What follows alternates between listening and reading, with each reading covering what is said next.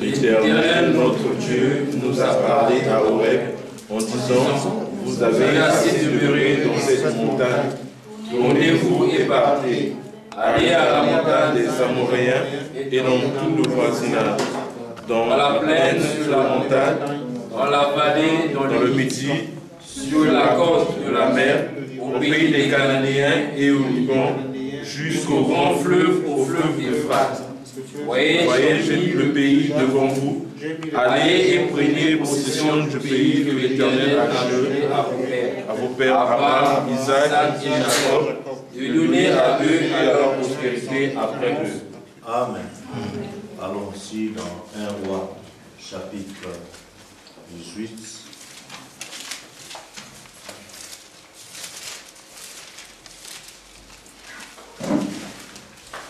Prenons le verset 21. Disons tous ensemble. Allons-y. Alors Élie s'approcha de tout le peuple et dit, jusqu'à quand clocherez-vous des deux côtés? Si l'Éternel est Dieu, allez après lui. Si c'est Baal, allez après lui. Le peuple ne lui répondit rien. Amen. Inclinons nos têtes pour un mot de prière. L'Éternel, notre Père et notre Dieu, nous te sommes infiniment reconnaissants, Seigneur, pour la grâce que nous avons auprès de toi, de pouvoir nous approcher encore devant ton trône de grâce et de miséricorde. Car nous ne sommes pas dignes de nous approcher devant ton trône de justice. Alors que, Père éternel, tu nous as accordé, Seigneur, le privilège d'avoir le souffle de vie et de venir honorer ta résurrection, nous voulons t'exprimer notre reconnaissance. Chacun d'entre nous, en entrant dans ces lieux, t'a consacré ses requêtes, t'a confié, Seigneur, ses attentes. Et maintenant, l'heure est venue où nous nous attendons à ce que toi, tu nous parles. Nous t'avons parlé, maintenant toi, viens nous parler. Certains d'entre nous sont malades, mais nous savons que nous sommes venus au bon endroit parce que nous sommes dans la présence du Dieu qui est le grand médecin, le créateur de l'homme. Tu sais ce qu'il y a de bon et ce qu'il faut pour pouvoir mettre l'homme dans un état favorable pour mieux te servir. C'est pourquoi j'ordonne à tout mauvais esprit qui cherchera à déranger la santé de tes enfants qui sont entrés ici, de les quitter au nom de Jésus-Christ. Et que Père éternel, qu'ils aient la force d'entendre ta parole dans de bonnes conditions, et que tout esprit de distraction, de fatigue, de sommeil, de lourdeur, de distraction qui d'une manière ou d'une autre cherchera à déranger ce service soit chassé aussi au nom de Jésus-Christ. Mais que ton onction suprême nous emporte dans les lieux célestes en Jésus-Christ, afin que Dieu Tout-Puissant, nous puissions saisir la portion de la bénédiction qui est prévue pour nous pour ce matin. Bénis ces cultes de vie jusqu'à la fin. Bénis les services, Seigneur. Oh Dieu, sois en l'alpha et l'oméga. Sois l'orateur et l'auditeur. Afin qu'à sortant, puissions nous dire, il est agréable pour nous d'être dans ta maison. Mets-moi les côtés, ferme ma bouche sur tout ce qui est de l'homme. Mais ouvre-la pour annoncer tes oracles. Afin que ton peuple qui est venu, non pas pour voir l'homme, mais pour te rencontrer, que toi tu puisses les rencontrer individuellement. Amen. Afin que chacun de nous puisse dire, réellement Dieu nous a parlé. Prends ces moments que nous dédions à toi. Moi-même je m'attends à toi. Dans les précieux merveilleux nom de ton Fils Jésus-Christ, ainsi qu'il est demandé. Amen. Amen. Que le Seigneur bénisse. Vous pouvez vous asseoir. Je vous salue tous dans le nom du Seigneur Jésus-Christ. Amen. Nous allons entrer droit dans la parole de Dieu ce matin. J'espère que nos visiteurs ont été présentés. C'est ça? Tout non. Bon, que ceux qui sont venus pour la première fois peuvent s'élever comme ça. Nous allons pouvoir les recevoir comme nous avons l'habitude de les faire. Amen. Donc ici, nous avons des visiteurs qui sont venus pour la première fois, qui peuvent s'élever.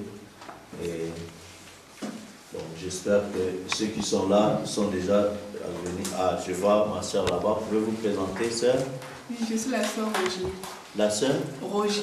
Ah, la sœur Roger. Que le Seigneur vous bénisse.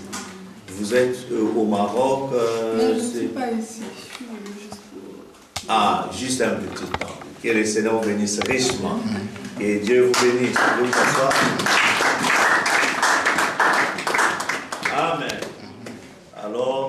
crois que le reste, nous sommes les habitués de la maison. Amen. N'est-ce pas? Amen. Ainsi, je disais, mon message de ce matin, ou il est déjà quasiment midi moins le quart, de ce jour, j'aimerais intituler cela « Jusqu'à quand clocherez-vous de deux côtés ?» Amen. Jusqu'à quand clocherez-vous de deux côtés? Et ça, c'est comme thème, mais mon petit sujet, ça sera combattre pour garder sa position. Amen. Frère Branham nous dit dans le message persévérer, prêcher le 5 mars 64 au paragraphe 94. Il dit une chose. Vous êtes avec moi? Amen. Il dit une chose très très capitale. Il dit un vrai chrétien combat pour sa position. Il doit se tenir seul, lui et Dieu, et il lutte pour chaque pouce de terre. Donc, vous ne devez pas les dorloter. Amen. Amen. Amen. Donc, nous voulons un peu aller dans ce sens-là. Un bon chrétien, frère Branham dit un vrai chrétien. Quand on parle de vrai chrétien, ça veut dire qu'il y en a aussi de faux. Amen. Parce que frère Branham nous a enseigné qu'il y a trois sortes de croyants dans une église locale. Chaque église locale a trois sortes de croyants. C'est-à-dire, nous avons des vrais croyants, des soi-disant croyants et des incrédules, des faux croyants. Amen. Maintenant, frère Branham me dit dans le message persévérer, il dit qu'un vrai chrétien combat pour sa position.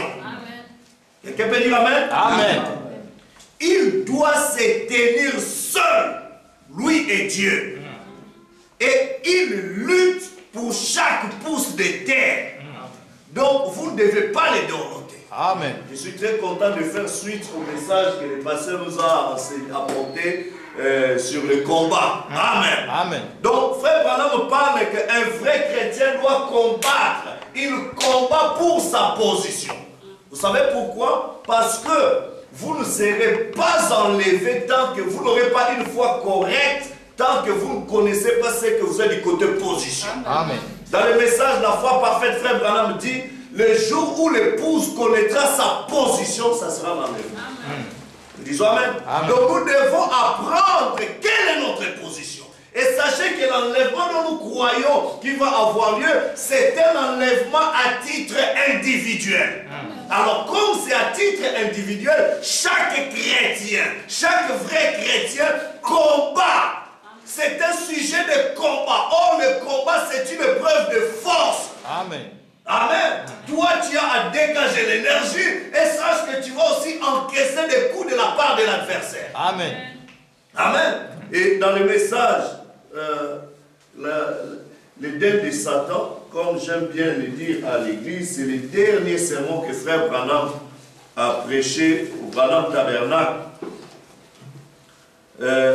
Il dit, dans ce message, je peux me prendre à partir du paragraphe 15, il dit une chose.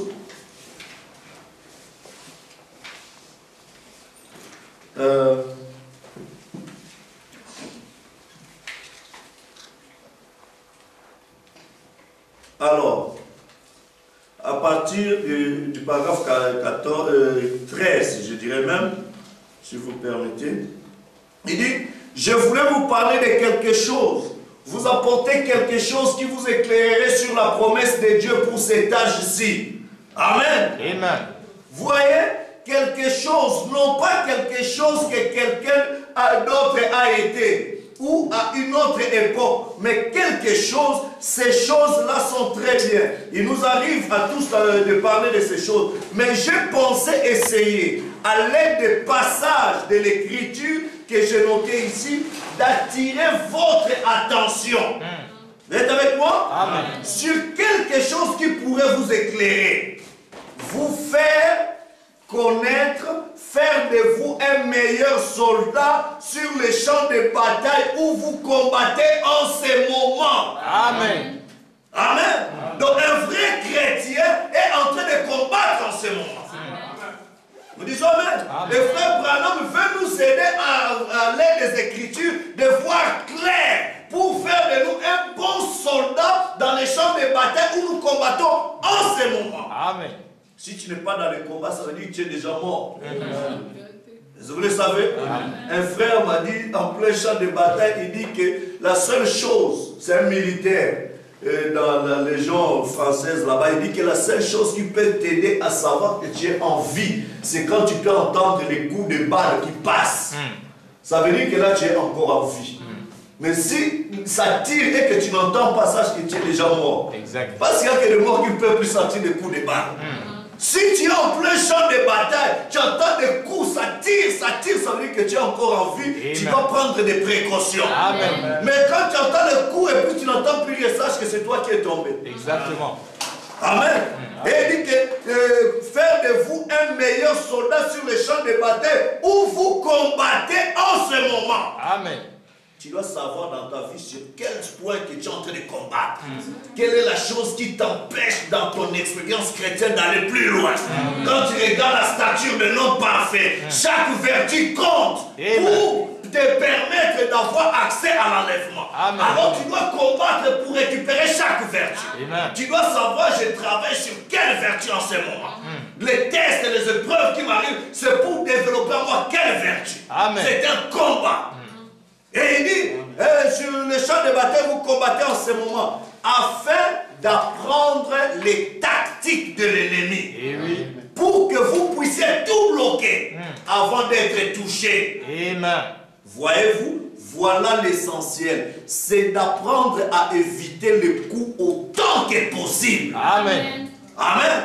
Il dit, il y a eu des jours de plus grandes persécutions où partout les enfants de Dieu étaient mis à mort, mais de voir la tromperie de l'ennemi.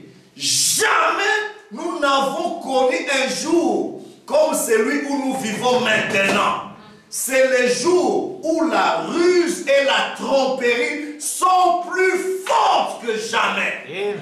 Et quand je vois ça, moi Branham, ce qui me vient à l'esprit, c'est que les chrétiens doivent être plus vigilants aujourd'hui. Amen. Les chrétiens doivent être vigilants, mais plus vigilants. Amen. Donc si tu étais déjà vigilant, tu dois encore multiplier. Amen. C'est que les chrétiens doivent être encore plus vigilants aujourd'hui qu'ils ne l'a jamais été dans aucun âge. Amen. Les chrétiens d'aujourd'hui doivent être plus vigilants que les chrétiens du temps de Paul. Parce que du temps de Paul, c'était les juifs de Béret. Ils vérifiaient tout ce qu'on leur disait. Est-ce que Paul l'a dit? Les chrétiens d'aujourd'hui, s'ils doivent être plus vigilants que ceux du temps de tous les âges, ils doivent veiller ce qu'on nous prêche là. Est-ce que frère Branham l'a dit? Ou bien c'est juste l'opinion du grand pasteur? Est-ce que ce qu'on me dit là, est-ce que c'est vraiment ça ou bien c'est ce que le prophète a dit? Parce que quand tu comprends que Dieu nous a promis selon Malachie 4, voici je vous enverrai Élie, le prophète, et que Dieu a confirmé frère Branham par la colonne de feu, par la nuée de gloire. En plus de ça, les bien-aimés de l'autre côté ont dit, nous nous reposons sur base de ce que toi tu nous as enseigné. Donc ça veut dire qu'aujourd'hui, nous devons être très vigilants. Amen. Amen. Amen. Par rapport à tout ce que les chrétiens entendent, de tous les âges qui nous ont précédés. Vigilant quant à la manière dont je crois la parole de Dieu. Est-ce que ça commençait ce coup m'a même poussé à aller adorer Branham ou bien aller adorer qui? Il ne faut pas qu'il y ait trop de points d'interrogation dans ta foi. Tu dois savoir quelle est ta position. Amen. Quand tu crois au Seigneur Jésus-Christ, il ne doit pas y avoir un Seigneur Branham quelque part. Ça n'existe pas pour un vrai chrétien.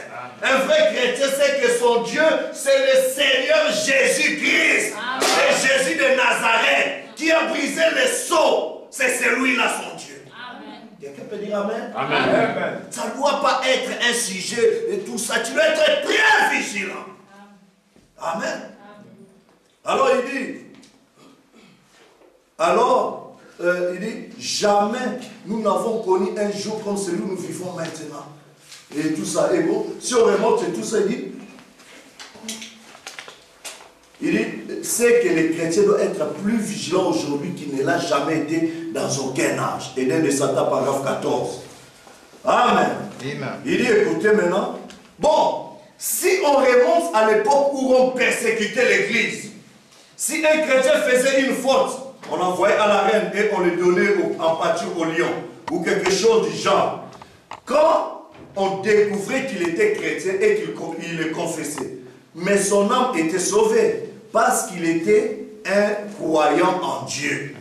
Une foi pure et sans mélange et qu'il avait volontiers scellé son témoignage par son sang.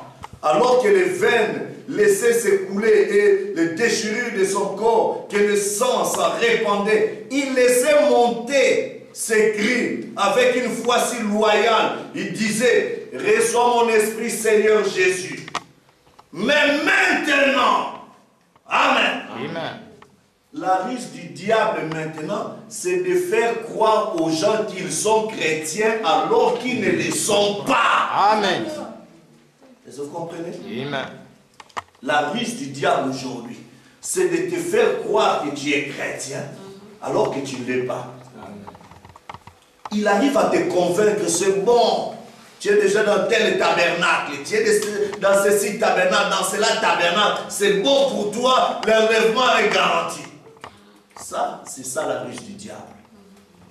Oh, mais tu dois me dire, non, mais tu es quand même le pote du pasteur. Tu es quand même dans les cercles rapprochés du pasteur. Ça ne te garantit pas l'enlèvement. Amen. Amen. Nous disons Amen. Amen. Mais maintenant, la ruse du diable, c'est de faire croire aux gens qu'ils sont chrétiens alors qu'ils ne le sont pas. C'est ça qui arrive. Vous n'avez pas à sceller. C'est un jour de plus grande ruse qu'à l'époque.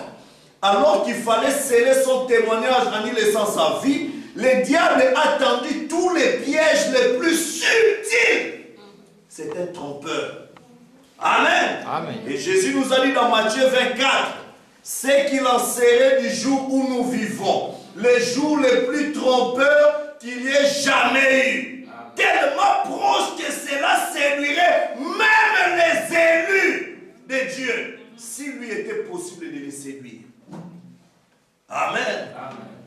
Les jours où nous vivons, cela pouvait séduire les élus de Dieu, s'il lui était possible.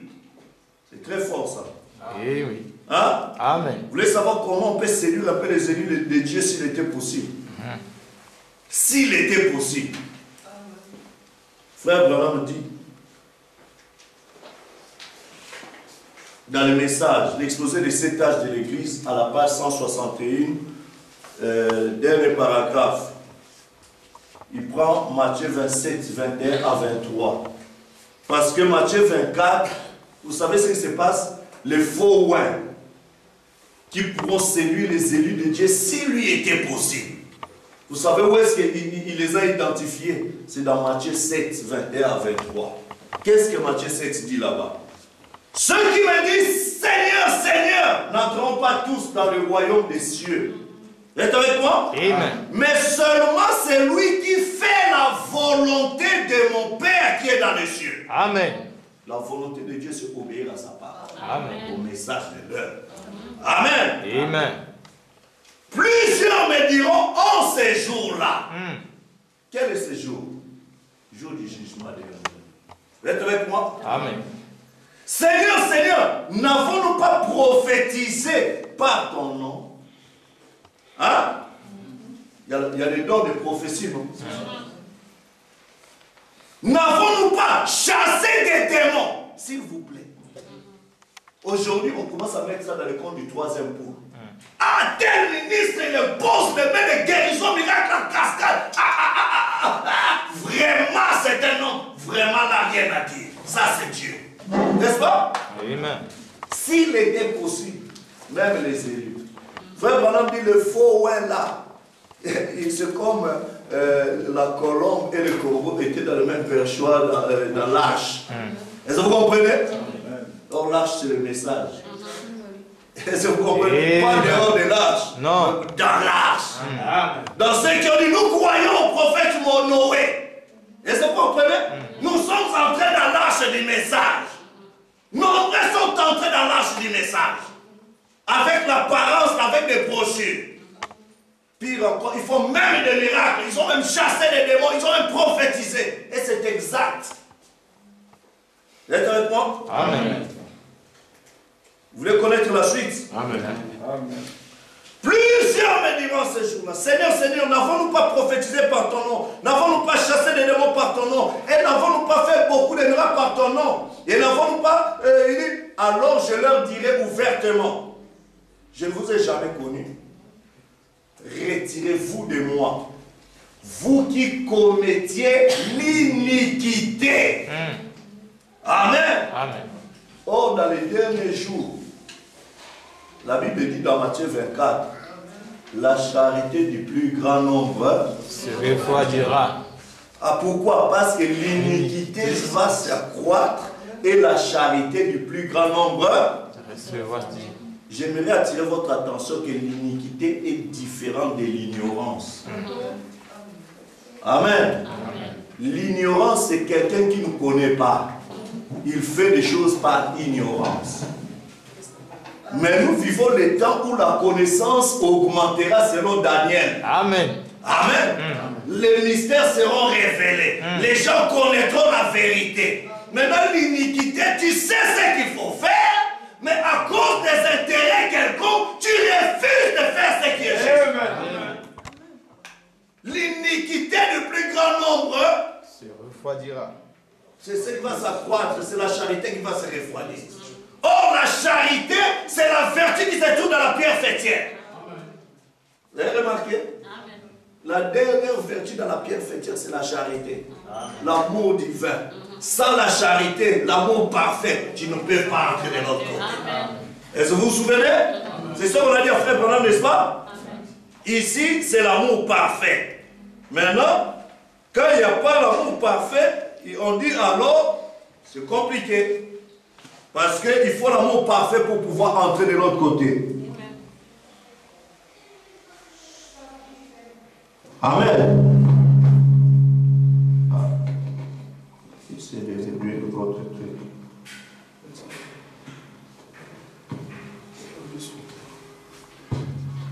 C'est bon maintenant? Voilà. Donc, frère Branham montre que dans les derniers jours, je continue la citation, alors il leur dira, il dit, n'avons-nous pas prophétisé par ton nom? Écoutez maintenant ce qu'il dit, je ne vous ai jamais connu, retirez-vous de moi, vous qui commettiez l'iniquité. Jésus ne nie pas qu'ils aient accompli les œuvres puissantes. Est-ce que Jésus le dit ça? Non. Parce que les dons et les appels sont sans récompense. Tu te réponds pas, mais Dieu peut accomplir les œuvres. Donc tu ne dois plus utiliser comme critère de la présence de Dieu dans la vie de quelqu'un le nombre de miracles qu'il peut accomplir. Sinon Jésus était dans la vie de Judas. Est-ce que vous comprenez? Amen. Alors il continue. Il dit, Jésus ne nie pas qu'ils aient accompli les œuvres puissantes que le Saint-Esprit peut accomplir à travers les hommes. Mais il a dit qu'il ne les avait jamais connus. Il dit, ce n'était pas des rétrogrades. Non. Et ce n'était pas des rétrogrades. Quelqu'un tu vois dans les boîtes de nuit, dans les hôtels, chez les prostituées. Non. Cette catégorie-là, ce n'est pas des rétrogrades. C'est l'esprit religieux. C'est des gens qui sont sérieux. Qui te citent même l'écriture, comme le prédicateur Serpent l'a fait en Éden. Est-ce que vous comprenez? Frère Branham dit, ce n'est pas des rétrogrades, cette catégorie. Alors vous voyez que la séduction devient encore beaucoup plus forte. Parce que si c'est un rétrograde, c'est plus facile de l'identifier. Eh oui. Mais frère Branham dit, ce ne sont pas des rétrogrades. Page 161, dernier paragraphe de l'exposé des 7 âges de l'Église, ou bien l'âge des Pergames, à la page 161. Il dit, ce n'était pas des rétrogrades, c'était des réprouvés. Qui est-ce qu'on appelle un réprouvé? Des mauvais, irrégénérés. Ils étaient la sémence de Satan. Amen. Quelqu'un peut dire Amen? Amen. Dans les derniers jours, la sémence de Satan fait des miracles au nom de Jésus-Christ. Dans les derniers jours, la sémence irrégénérée, des gens mauvais, mais qui ne sont pas rétrogrades, qui sont zélés aux choses de Dieu. Amen. Ils étaient la sémence de Satan. Et c'est cela. On ne peut pas prétendre, je suis à la page 162. Exposer cet âge. On ne peut pas prétendre que la manifestation est la preuve qu'on est né de l'esprit. Non. Rempli de l'esprit. Non, monsieur. Je reconnais que la véritable manifestation est la preuve que le Saint-Esprit accomplit des œuvres puissantes. Amen. Mais ce n'est pas la preuve que l'individu est rempli de l'esprit. Même si cet individu possède ces manifestations en abondance. Amen. Et maintenant, dans le discernement de l'esprit, frère Branham dit que Dieu peut donner un don à quelqu'un. Mais maintenant, si avec ces dons-là, cet homme-là veut écraser tout le monde pour montrer que c'est seulement lui, il dit avec le discernement, je saurai que c'est faux. Amen. Amen.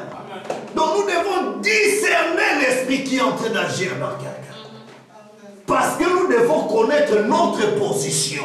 Pire encore, aujourd'hui, les gens sont devenus des followers, des suiveurs, des gens des dons. Tu ne seras pas enlevé pour tes dons. Il te faut les 7 vertus de la stature de l'homme parfait. Amen. Pour prétendre à participer à l'enlèvement. Parce que frère Branham me dit que si tu possèdes ces vertus, voilà l'individu qui part dans l'enlèvement. Amen. Je ne suis pas contre les dons. Je ne suis pas contre la puissance. Je suis un bon défenseur de cela. Mais je vous montre que ce n'est pas ce qui te donne le droit à l'enlèvement. Parce que frère Branham nous dit, c'est parmi les choses qui peuvent séduire beaucoup de gens. Amen. Il est en train de suivre, c'est bon parce qu'on a pris là-bas, il est guéri. On a pris là-bas, oui, mais c'est bon, mais après la guérison, est-ce que la personne est née de nouveau? Non. Est-ce que la personne est remplie du Saint-Esprit? Est-ce que la personne a donné sa vie au Seigneur? Qu'est-ce qui le fera rentrer au ciel? Sa guérison dans les corps ou bien sa guérison dans l'âme? Amen. C'est pourquoi nous devons connaître notre position. Et pour connaître la personne dans l'adoption, frère Branham me dit, il y a une différence entre la prédication et l'enseignement. La prédication, ça touche les croyants, ça l'amène à se repentir, à donner sa vie au Seigneur. Mais l'enseignement va plus loin. Ça place l'homme du côté position. Amen. Et nous ne saurons jamais avoir la foi correcte tant que nous ne connaissons pas ce que nous sommes côté position. Amen. Tu dois connaître quelle est ta position dans la famille. Est-ce que tu es un enfant légitime ou bien tu es un enfant illégitime? Dans le corps de Christ, quelle est ta position? Et frère Branham me dit, un vrai chrétien, il combat pour garder sa position. Tu dois être dans le combat. Tu sais que je suis chrétien, ce n'est pas qu'un petit cadeau là, tu dors, tu te réveilles, tu es paresseux, tout ça. Non, tu dois travailler, tu dois combattre pour conserver ta vie. Amen. Pour conserver ton titre de chrétienté. Vous dites Amen. Alléluia. Frère Branham dit dans le message, vous êtes avec moi? Amen. Il dit dans le message, question-réponse du 15 octobre 61 le matin, ou bien dans COD, question numéro 152. Là, il dit une chose très très intéressante. Il dit ces gens-là, ces croyants-là, après avoir lu ce qu'on a lu, combien ont lu dans Deutéronome 1, là alors que les espions étaient entrés là-bas et qu'ils avaient goûté aux choses et qui provenaient de Canaan. Et